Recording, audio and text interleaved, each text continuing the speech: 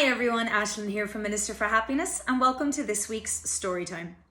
Each week I share an inspiring story, one for you to reflect upon and hopefully take the lesson into your life. And this week's story is called The Chest of Broken Glass. I hope you enjoy it. Once there was an old man who had lost his wife and lived all alone. He had worked hard as a tailor all his life, but his misfortunes had left him penniless. And now he was so old he could no longer work for himself. His hands trembled too much to thread a needle, and his vision had blurred too much for him to make a straight stitch. He had 3 sons, but they were all grown up and married now, and they were so busy with their own lives. They only had time to stop by and eat dinner with their father perhaps once a week. Gradually, the old man grew more and more feeble, and his sons came to see him less and less. They don't want to be around me at all now, he told himself, because they're afraid I'm a burden to them. He stayed up all night worrying what would become of him, until at last he thought of a plan. The next morning, he went to see his friend the carpenter and asked him to make a large chest.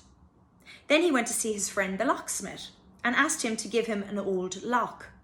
Finally, he went to see his friend the glassblower and asked for all the old broken pieces of glass he had. The old man took the chest home, filled it to the top with the broken glass, locked it tight, and put it beneath the kitchen table. The next time his sons came for dinner, they bumped their feet against it. "What's in the old chest?" they asked, looking under the table and inspecting it. "Oh, nothing," replied the old man, "just some things I've been saving." His sons nudged it and saw how heavy it was. They kicked it and heard a rattling inside. "It must be full of gold he's saved over the years," they whispered to one another. So they talked it over and realised that they needed to guard this treasure. They decided to take turns living with the old man, and that way they could look after him too and look after the treasure. So the first week the youngest moved in with the father and cared and cooked for him. The second week the middle son took his place, and a week after the eldest son took his turn. This went on for some time. At last the old father grew sick and died. The sons gave him a very nice funeral, for they knew there was great fortune sitting beneath the kitchen table, and they could afford to splurge a little on the old man. When the service was over, they hunted through the house until they found the key for the lock and unlocked the chest. And of course, they found it full of broken glass. "What a rotten trick," yelled the eldest son. "What a cruel thing to do to your own sons." "But what else could he have done, really?" asked the middle son sadly. We must be honest with ourselves. If it wasn't for this chest, we would have neglected him until the end of his days. "I'm so ashamed of myself," sobbed the youngest. "We forced our father to stoop to this deceit because we would not observe the very commandment he taught us when we were young."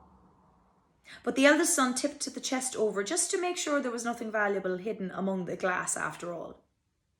He poured the broken pieces onto the floor until it was empty.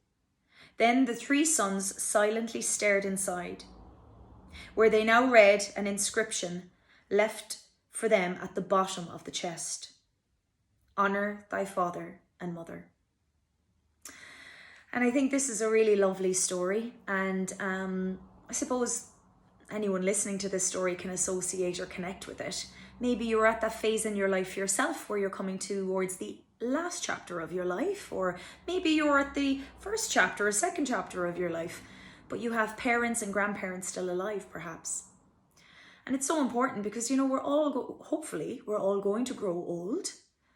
And at some point, we're going to need the support, if not physically, emotionally, of those around us, whether it's our children, grandchildren, nieces, nephews, family members, or friends.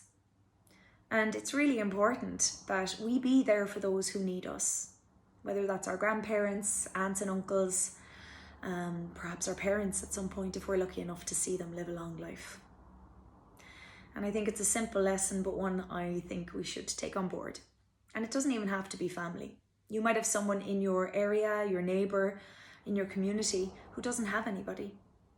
And would it really hurt to spend a few minutes every, few days to pop in and check on them, or once a week to bring them a meal, or to ask if they want their shopping done, or if there's anything you can do? It might mean the world to them, because we never know when the day will come when we would be really grateful to receive that kindness and that attention, that bit of quality time from somebody else. So I hope you like this week's lesson, and please like and share. As always, you never know who this story might speak to. And until next week, stay healthy, stay happy, and stay safe. Bye.